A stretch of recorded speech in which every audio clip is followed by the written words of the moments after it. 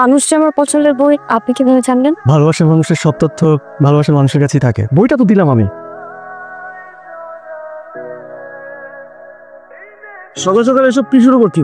Maybe he is cooking something. এর আগে একবার কুল শাই জাম করে কট খাওয়াইলো। কট খেলে তারা সবাই মিলে খাদু, এগুলোর মধ্যে আমি আর নাই। ঠিক আছে, এই দাঁড়াই মারো এটা। ওটা আলো ভাই, ওদেরকে বসে থাকবেন নাকি? তো নামেন না। হাই এই মামা, ম্যাডামকে আরেকটা ফুচকা দেন। সরি ফুচকা তো, চটপটি দেন একটা। আর আমাকে একটা চটপটি দিন। মজা না? দেখি একটু টক দিন তো। জল না বাবু, আপনি খান প্লিজ। খুব মজা।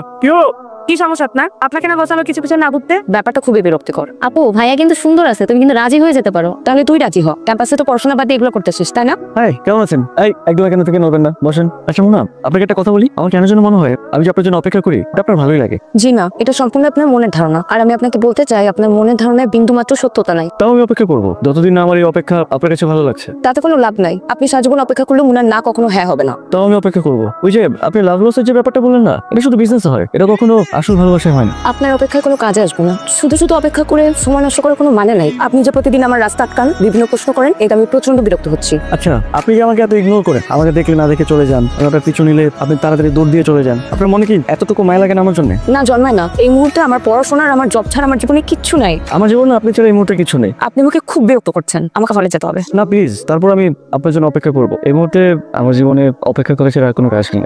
আমার যেন কোনো বিপদে পড়তে না হয়, এর জন্য আমি টিউশন না করে জব করেছি। আর সেখানে আপনি আমাকে প্রতিদিন বিভিন্ন জিনিস নিয়ে পথ আটকান এবং বিভিন্ন প্রশ্ন করেন। আমি খুবই ক্লান্ত। আপনি কি এটা বুঝতে পারে? আপনি থাকেন। এক্সকিউজ মি, আপনি কি আমাকে দেখো না দেখার ভান করছেন বাই এনি চান্স? না দেখার তো কোনো কারণ নাই। জলজ্যান্ত একটা মানুষ। আর আমি চোখে ঠিকঠাক দেখি। সুন্দর, আমিও চোখে ভালো দেখতে পারি। একটু ওয়েট, আমি আসলে আপনাকে একটা কথা বলতে চাচ্ছিলাম। বলুন। আমরা এখানে না কথা বলি, আমরা বরং কফি খেতে খেতে একটা কফি শপে যেয়ে কথা বলতে পারি। কিন্তু আমি কফি খাই না, আমার একটু তাড়া আছে। তাহলে তো চা তো খান আপনি নিশ্চয়ই। আমি চাও খাই না। কি বলবেন এখানেই বলেন। খান না, এখানেই বলবো। বাহ কি সুন্দর দুটো লাভ বার্ডস না? আমি তোমাকে অনেক ভালোবাসি, আমি তোমাকে ছাড়া থাকতে পারবো না প্লিজ। আমি তোমাকে অনেক বেশি ভালোবাসি। আমাকে একদম বিরক্ত করবেন না। সারাদিন ক্লাস করে জব করে এখন আমি বাসায় যাচ্ছি, আমি খুবই ক্লান্ত। আপনি এগুলো একটু নিন প্লিজ। আপনি এগুলো নিলে আমি চলে যাবো, আই প্রমিস। আপনাকে কতবার করে বললে আপনি বুঝবেন? আমি কি হিপহপের কথা বলছি? এত সুন্দর করে বারবার বলছি, আপনি বুঝতে পারছেন না কেন?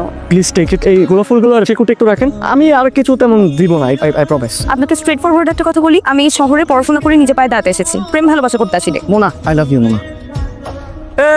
পাগল কি খবর মামা? সেই তুই কি করছিস? এই সুন্দরী ছেলেটা মোনাকে গোলাপ ফুলটা দিয়ে প্রপোজ করল। আর কি করা উচিত বলতো? কিরে প্রেম করছিস কেন? এই বেটা তুই জানোস না সারা ক্যাম্পাসের পোলাপান জানে যে ওই মুনার সাথে প্রেম করে। আর করবি কেন? দোস সরি বল।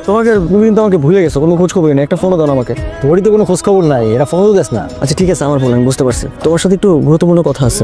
এটা ফর্মালিটি কি আছে বলে ফেল। কি হয়েছে ভাই? কিছুদিন আগে আমি মোনাকে প্রপোজ করি। হ্যাঁ শাবাশ, কথা বললি, গুড জব। বলটা আরে ভাই আমার কথাটা তো একটু শোনো। আমি মোনাকে প্রপোজ করলাম, ও আমাকে রিজেক্ট করে দিল। রিজেক্ট করছে ভালো কথা, আমি ওকে বলছি যে আমি তোমার জন্য অপেক্ষা করবো, কোনো সমস্যা নেই। আমাকে বলে কি জানো, যে আমার জন্য অপেক্ষা করো নাকি লাভ নেই। কিন্তু আমার কথা হচ্ছে পানিতে রাখলে তো পাথরের মনটা গলে যায়, ওর মনটা কেন গলবে না? মেয়েরা শুধু মিষ্টি মিষ্টি কথা তুমি করে যায় না, এদের পিছনে সময় শ্রম দিতে হয়, ধৈর্য ধর হয়ে যাবে। আর ধৈর্যের ফল মিষ্টি হয়। ধৈর্য তো ধরতেছি ভাই, কিন্তু কোনো কিছুতে না, কোনো কিছু হচ্ছে না। আমি বুঝতে পারতেছি না আসলে কি করবো। কথা তো বলছো তোর সাথে, মেয়েদের মুখে থাকে এক, অন্তরে থেকে আরেক। ধৈর্য ধর হয়ে যাবে। ক্যাম্পাসে কোনো প্রেম করতে গেলে তুই কথা শোনা। তুই এখন কি করতেছিস? কি করতেছি? আচ্ছা মা বাদ দে না। এই দাঁড়া, ওয়েট, বাদ দিবে কেন? তুই বল কি বলতেছিস, সবকিছু খুলে বল। তুই কয়েকদিন ধরে কোথায় ছিস? তুই তো ক্যাম্পাসে খুঁজে পাওয়া যায় না। খোঁজা না দিয়ে কি বলবি সত্যিটা বল। আচ্ছা না ওয়েট, যেটা সত্যি সেটা বল, তো ক্লিয়ারলি বল। দেখ মামা, তোর সোজা সজীব, তোর কি আমাদের বন্ধু বান্ধবের ইমেজ নিয়ে কোনো চিন্তা নাই? তুই তো ক্যাম্পাসে অনেক ফেমাস, তোর কি কোনো প্রেস্টিজ ইস্যু নাই? Prestige issue? ওয়াও, প্রত্যেক মান্থে বাকি আমার দোকানে 2000 করে বাকি রাখে, এর থেকে বেশিও রাখে। ওই তখন কোনো প্রেস্টিজ ইস্যু হয় না? ওটাকে তো আমি দিয়ে দিই। আমি কখনো কিছু বলছি কাউকে? ভাই তোদের এই ঝগড়াঝাটি আমার ভালো লাগতেছে না, এগুলো বাদ দে না ভাই। কে ঝগড়া করতেছে? আর কিসের ঝগড়া? আর তোরা তো হাইপার হইতেছিস কেন? ক্যাম্পাসে এত সুন্দর মেয়ে তোর পিছনে ঘুরে, তুই কাউকে পাত্তাই দাস না। আর এই গাইয়া ভূতের পিছনে তুই আঠার মতো লাগে আসছিস। পোলাপান দেখে হাসাহাসি করে আমাদের। রাইট, হাসাহাসি করে। গাইয়া মেয়ে না, গ্রামের মেয়ে বলেছে যে খ্যাত হবে, গাইয়া ভূত, এরকম কিন্তু কোনো কথা নাই। আমাকে ভালো লাগে, ও গ্রামের হোক বা শহরে, that doesn't matter to me. আর আরেকটা কথা, ওর মতো স্নিগ্ধ সুন্দর মেয়ে আমি কখনো দেখিনি। আমি মোনাকে ভালোবাসি, and I can do anything for her. মামা তোকে একটা কথা বলবো, যে মেয়ের সাথে মেয়েটার নাম কি? মুনা। তুই যদি ওই মুনার পিছনে আর ঘুরছস, আমি তোকে ক্লিয়ারলি বলে দিলাম আমরা তোর সাথে থাকবো না। একদমই স্ট্রেট কাট তোকে বলে দিলাম, তুই আমাদের সাথে আর ঘুরতে পারবি না। তোরা থাকবি না তো আমিও থাকবো না তোদের সাথে। আর তোরা একটা কথা কান খুলে শুনে রাখ, আমি মোনাকে ভালোবাসি। মোনাকে ছাড়া আমি থাকতে পারবো না। আর তোদের মতো বন্ধু বান্ধব আমার একটাও দরকার নেই। আমি আপনাকে বেশি আজ বিরক্ত করবো না। কিছু প্রশ্ন আমার মনের ভিতর থেকে উত্তর চাচ্ছে। আপনি কেন সেদিন আমাকে বললেন যে আপনার জন্য অপেক্ষা করে লাভ নেই? জানি। আপনি অবশ্যই জানেন, তার মানে আমার চান্স নেই, অন্য কারো চান্স আছে। আর আমার যে চান্স নেই এই ব্যাপারে আপনি শিওর? সেটা আমি কাকে বলেছি? কিন্তু এটা মিনিং তো এটাই দাঁড়ায়। আপনার যেটা ভালো মনে হয় আপনি সেটা ভাবতে পারেন। তাহলে আমি নই কেন? আমার অপরাধটা কি আমি জানতে পারি? আপনার কোনো অপরাধ নেই। তাহলে দেখুন আদর সাহেব, এই শহরের ধনী দুলালদেরকে আমার খুব ভালো করে চেনা আছেন। এরা আমাদের মতো সহজ সরল মেয়েদেরকে টাকার প্রলোভনে, বিয়ের প্রলোভনে বিভিন্ন ভাবে ঠকায়, তারপর টিস্যু পেপারের মতো ইউজ করে ফেলে দেন। এখানে শেষ না, তারপর সমস্ত দোষ দিয়ে দেয় মেয়েগুলোর ওপর। টাকার লোভে বড় হওয়ার লোভে তার এরকম করেছে। কেন? পুরুষদের কোনো দায় নেই, কোনো দোষ নেই। আমি কিন্তু ওরকম ছিল নই, আমাকে একটা সুযোগ দিয়ে দেখতে পারেন। সুযোগ? আমি তো আপনাকে এরকম কিছু বলিনি। এরকম কলঙ্ক নেওয়ার মতো মন মানসিকতা আমার নাই। আমি এই শহরে পড়াশোনা করতে এসেছি। আপনাদের মতো বড় লোকদের হয়তো জীবনে অনেক টাকা আছে, কিন্তু জীবনে সুখ শান্তি নাই। ক্ষমতার বলে আপনারা যা খুশি তাই করতে পারেন। আপনার ধারণা তো ভুল হতে পারে। ধারণা ভুল হতেই পারে, কিন্তু এই দেশে টাকাওয়ালা লোকদের মধ্যে অনেক কম লোক আছে যাদের সিম্প্যাথি, এমপ্যাথি এগুলো আছে। তাহলে আমার অপরাধটা হচ্ছে আমার বাবা একজন ধনী লোক আর আমি জন্মগত একজন ধনী পরিবারের সন্তান। এটা আপনার অপরাধ না। আমার মানসিকতা কিংবা উপলব্ধি একটু ভিন্ন, এটা আপনি ভাবতে পারেন। তোদের সাথে যেটাই হয়েছে না, আমি যেটা বলছি সেটা ঠিক হয়নি। আমি জানি তোরা সবাই আমার উপরে অনেক রাগ, কিন্তু আমি কি করবো বল? আমি তো মনে অনেক ভালোবাসি। আর লাস্টে যে ইনসিডেন্টটা হয়েছে আমাদের মধ্যে, আমি তো সবাইকে সরিও বলছি, আবারও তোকে সরি বলতেছে। তুই চাপ নিস না। মোনার কি অবস্থা? আছে, কিন্তু আমি না একটা জিনিস বুঝতে পারি না, মোনার এই ধনী লোকদের নিয়ে, ধনী মানুষদের নিয়ে এরকম নেগেটিভ আইডিয়া কেন, নাকি এরকম ডিসবিলিভ কেন? ঠিকই তো বলছ। বর্তমানে ধনীদের মধ্যে তুই কোনো ধরনের নীতি নৈতিকতা দেখোস? যার আছেন তার আরো চাই, শুধু চাই আর চাই। কিন্তু সব ধনী লোকরা তো সেম না, তাই না? তা হতো না। এদেশে টাকা দিয়ে সাদাকে কালো, কালোকে সাদা প্রমাণ করা যায়। বাবা, তোমার সাথে কিছু কথা আছে। হ্যাঁ, জলদি বলো। আমি জানি you are in hurry, but আজকে তোমার আমার প্রশ্ন উত্তর দিতে হবে। তুমি এত কম বয়সে এত টাকার মালিক, তোমার এত সয় সম্পত্তি, গাড়ি বাড়ি, কিভাবে? What do you do? You know your father do business. বিজনেসম্যানরা হচ্ছে দেশের চালিকা শক্তি। আমার টাকা হবে না তো কার টাকা হবে? Okay, is it legal or illegal? তোমার কি হয়েছে? তুমি এই ধরনের উদ্ভট প্রশ্ন করছো কেন? Just answer my question. আমি তোমার অ্যান্সার দিতে বাধ্য নই তো। অবশ্যই তুমি বাধ্য। নো, আমি তোমার সন্তান। Not at all. আমি বলেছি যে আই ডু বিজনেস। আমি কিন্তু আমার প্রশ্ন উত্তর এখনো পাইনি। আমি আবারও বলছি আই ডু বিজনেস। তো তুমি আমার প্রশ্ন উত্তর দিবে না? আমি তোমার ভবিষ্যতের কথা চিন্তা করে বিজনেস করছি, টাকা ইনকাম করছি। আই থিঙ্ক আমি আমার প্রশ্ন উত্তর পেয়ে গেছি। আমি তোমার সয় সম্পত্তি, গাড়ি বাড়ি সবকিছু ত্যাগ করো। আমি আর এগুলোর মধ্যে নাই। আদর পাগলামি করে না বাবা, জীবনে টাকা পয়সা ভীষণ দরকার। আই নো দরকার আছে, কিন্তু যেখানে কোনো ভালোবাসা নেই, যেখানে কোনো সততা নেই, এটার মধ্যে আমি আর নেই। এই বইটা খুঁজতে গিয়ে আমার সারা নিন ক্ষেত চড়ে বেড়াতে। ভাই, বিসিএস এর পরীক্ষার বই খুঁজতে এত কষ্ট লাগে না। এবার বিসিএস এর এটা থেকে প্রশ্ন আসবে, সেটা তুই বুঝবি না। আমি সবকিছু ছেড়ে ছেড়ে দিয়ে চলে এসেছি। আমি আমার বাবার যত সয় সম্পত্তি আছে সবকিছু ত্যাগ করেছি। আমি ওখানে আর ফিরে যেতে চাই না। যে ঘরে কোনো শান্তি নাই, আমি ওখানে আর ফিরবো না। আপনার বাবাকে ছেড়ে আসা আপনার উচিত হয়নি। উচিত থেকে অনুচিত সেটা আমি জানি না। আমি শুধু জীবনে শান্তি চাই, আর যে ঘরে শান্তি নেই সেই ঘরে আমি থাকতে চাই না। আপনার বাবাও তো আপনাকে অনেক ভালোবাসে। কিন্তু আমি বললাম না, আপনি বলার পরে আমি উপলব্ধি করেছি এত টাকার পাহাড়ে কখনো ভালোবাসা থাকতে পারে না। আর এক মুহূর্তে শান্তির জন্য আমি সবকিছু ত্যাগ করতে পারি, আর সেই এক মুহূর্তে শান্তি যে আমি আপনার মধ্যে খুঁজে পাই। আমি আপনার জন্য একটা উপহার এনেছি, আপনার পছন্দের লেখকের বই। মানুষ যে আমার পছন্দের বই, আপনি কিভাবে জানলেন? ভালোবাসার মানুষের সব তথ্য ভালোবাসার মানুষের কাছেই থাকে, আর আমি জানি তিনি আপনার পছন্দের লেখক। না, আপনি কিছু বলবেন না? বইটা তো দিলাম আমি, কিন্তু আমি বুঝলাম না। আমি তো বই দিলাম, বই ঠিকই নিল, কিন্তু কোনো কথাই বলে নেই। একটু সময় দিয়ে হয়ে যাবে। দেখো বাবা, আমি খুব টেন্স। আদর বাড়ি থেকে বেরিয়ে গেছে, কিন্তু কোথায় গেছে আমি জানি না। ক্যাম্পাসে আসে বা তুমি জানো কোথায় আছে?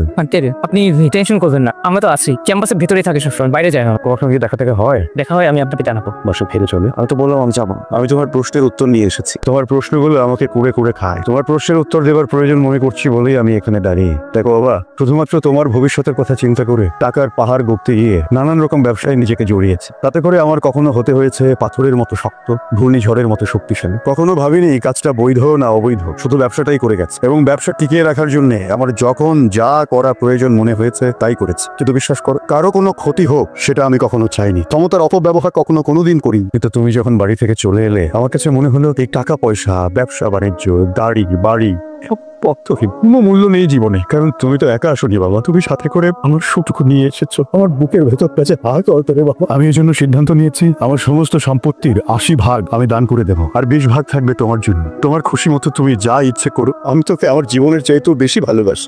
অঙ্কটা রেখা যাবে, কিন্তু বাবা আমি চাই মোনাকে ঘরে নিয়ে যেতে। আমি ওকে ছাড়া বাসায় যাবো না। তোদের ক্যাম্পাসে আমি তোকে আজকে তোর আরেকটা প্রশ্নের উত্তর দিতে চাই, যে প্রশ্নের উত্তর আমি তোকে আজ পর্যন্ত কোনোদিন দেইনি। তুই বলতি না তোর মায়ের প্রশ্নে আমি কেন এড়িয়ে যাই? আমি এড়িয়ে যাই কারণ পুরনো ক্ষত, এই ক্ষতটা জেগে উঠলে হাহাকার লাগে বাবা, দমটা আটকে আসে। এই ক্ষত মৃত্যু কোনোদিন শুকাবে না, মৃত্যু আগ পর্যন্ত বয়ে বেড়াতে করি। না, আমি তো তোমার বাবার মতো, তাই না? আদর আমার একমাত্র সন্তান। ওর জন্মের সময় ওর মা মারা যায়। এরপর থেকে আমি ওকে কোলে পিঠে করে মানুষ করেছি। আমার ছেলেটা জীবনে কোনোদিন মায়ের আদর পায়নি। আমি ওর মা, আমি ওর বাবা। আমি ওকে কোলে পিঠে করে মানুষ করলে কি হবে? ও পেয়েছে পুরোপুরি ওর মায়ের স্বভাব, ওর আচার আচরণ, ওর ব্যবহার, সবকিছু ওর মায়ের মতো। ওর মায়ের মতোই ভীষণ জেদি এবং ইমোশনাল। ভেবেছিলাম ছেলেটাকে নিয়েই সারাটা জীবন পার করে দেব। আরেকবার বিয়ের কথাটা মাথায়ও আসেনি। ও যখন বাড়ি থেকে বেরিয়ে এলো তখন টের পেলাম আমি কতটা একা, কতটা অসহায়। যে ছেলে তার মায়ের আদর, স্নেহ, ভালোবাসা কিছুই পায়নি, একটা মেয়েকে ভালোবেসে বাড়ি থেকে বেরিয়ে যায়, এটা ভাবতেই আমার ওর মায়ের কথাটা বারবার মনে আসে। মুনা, তুমি আমাকে ভুল বুঝো না, আমি তোমাকে কোনো কিছু বোঝাতে আসিনি। আমি শুধু তোমাকে জানাতে চাচ্ছি আমার ছেলেটার জীবন এবং তার কষ্ট সম্পর্কে। সব ছেলে তো আর একরকম না। আমার ছেলেটা অন্য সবার মতো না, ও একটু আলাদা। ও হয়েছে ওর মায়ের মতো, ভীষণ জেদি। তুমি যতক্ষণ পর্যন্ত হ্যাঁ না বলছো ও বাড়ি ফিরবে না মা। ইট ডাজন্ট মিন যে আমি তোমাকে ইনসিস্ট করছি হ্যাঁ বলার জন্য। তোমার যখন যেইটা মনে হয় তুমি সেটাই করবে। হ্যালো, আপনি কালকে পাঞ্জাবি পরে আসতে পারবেন? আমি আপনার অপেক্ষা। বাবা ইয়েস মাই সন, একটা গুড নিউজ আছে। Good news? ইয়েস, মুনা আমার সাথে দেখা করতে চেয়েছে। Really? Yes. Really very good news. Well done my son. আজ আমি অপেক্ষা করছি, কিন্তু কেন? কিসের অপেক্ষা? আমার অপেক্ষা কখন ফুরাবে? বেলা ফুরাবার আগে আমার অপেক্ষার অবসান হবে তো। প্রেমিকা হলে কি অপেক্ষা করতে হবে? তবু কেন অপেক্ষা আজ এত শ্রুত? হয়তো এই জন্য কথার জাদুকর হুমায়ুন আহমেদ বলেছিলেন, অপেক্ষা ভালোবাসা শুদ্ধ তনুচিহি। অপেক্ষায় ভালোবাসা বাড়ে, বুকে জমে ভালোবাসা শুধু, মনে জমে বিষণ্ণ পাহা। তবুও মানুষ ভালোবাসা উপেক্ষা সরিয়ে অপেক্ষা করে।